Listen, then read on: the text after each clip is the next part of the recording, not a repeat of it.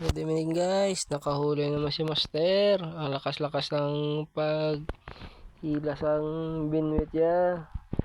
Jackpot siya, naka-jackpot.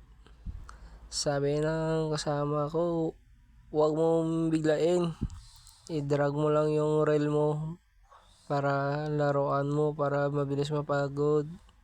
Yung kasama ko kasi sabi red snapper kumagat. Sabi ko, Barabundo yata yan.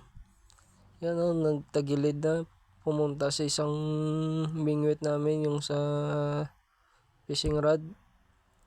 Tapos yung kasama ko isang baba ka na. Ako baba na din para hintayin natin yung isda makita sa dagat.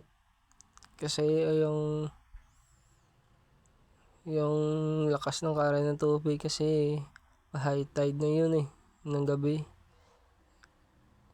Para bilisan namin kasa ako bumaba na, hinatak ko na yung leader line o breading line, inilagay ko na sa gilid. Nakasabit pa yung alimusan sa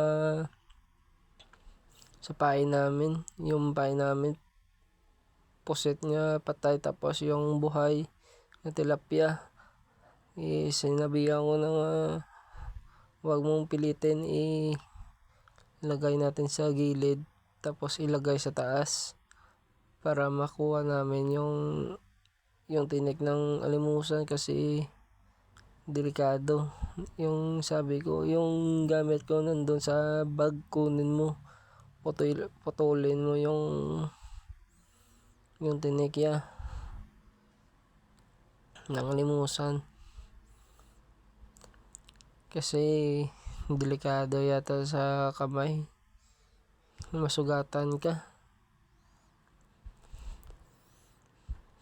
Na dito kami nangawil ng gabi sa Iloilo River. Swerte ng kasama ko, almost 3 kilos o 4 kilos yung alimusan kumagat, babae pa. Ako